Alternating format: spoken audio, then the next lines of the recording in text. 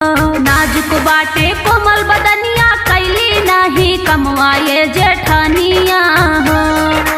नाजुक बाटे कोमल बदनिया कैली नहीं कमवाए जेठानिया हो। ए जेठानिया हो नैहर करत बितल यारमवाए जेठानिया हो।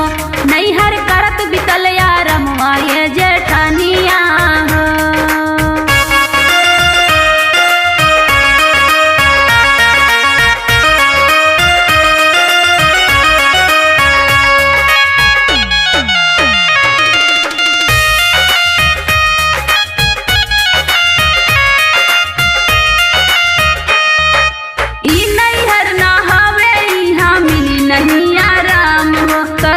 दहेज का आइल बानी करे बदे हम काम हो। दहेज दई का हो तो का लागत हम फ्री में है का ओका के देखत बा।